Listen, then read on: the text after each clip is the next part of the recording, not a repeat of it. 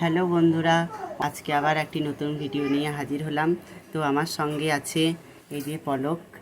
আমরা ভিডিওটা স্টার্ট করব, তার আগে দেখি আমাদের পুতুলেরা কি বলে। দাদা দাদা, আজকে একটা উনুন বানাও। কেন রে, উনুন কেন বানাবো?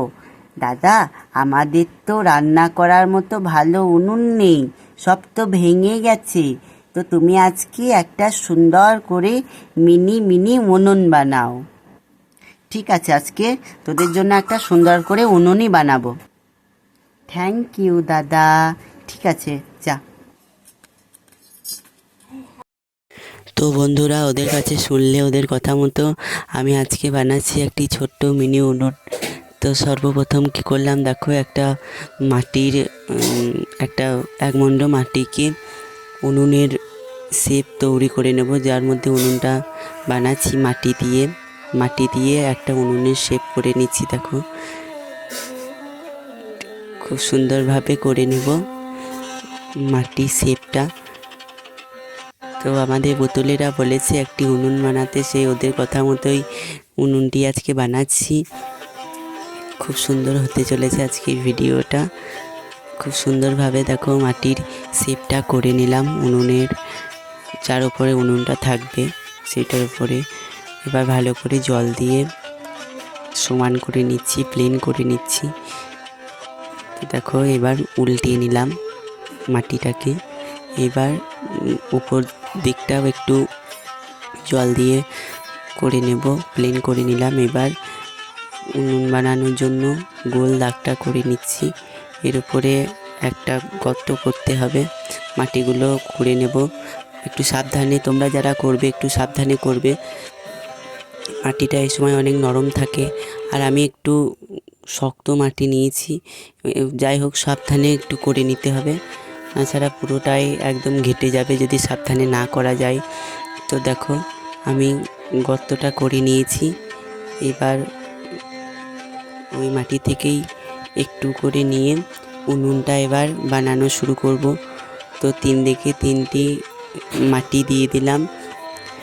তো খুব সুন্দরভাবে করে নিচ্ছি। দেখো, মাটি দেওয়ার পরে চারিপাশেও আমি মাটি লাগিয়ে দেবো। তোমরা যারা বাড়িতে চেষ্টা করবে, ভিডিওটি দেখে দেখে বানানোর চেষ্টা করবে, খুব সুন্দর হবে, দেখবে।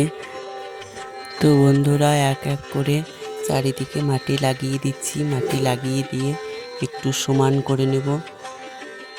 চারিদিকে মাটি দিয়ে দিলাম, মাটি দিয়ে একটু ভালো করে সমান করে দেব, উনুনের শেপ দিয়ে দেবো ভালো করে।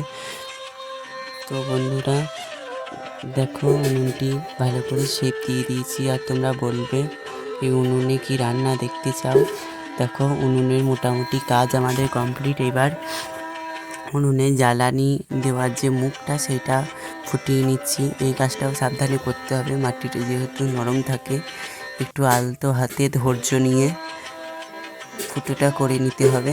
আমি দেখো ফুটোটা করে নিলাম সুন্দরভাবে। এবার আবার জল দিয়ে একটু পালিশ করে দেবো ভালো করে। তো এই উনুনে খুব তাড়াতাড়ি ভিডিও আসবে।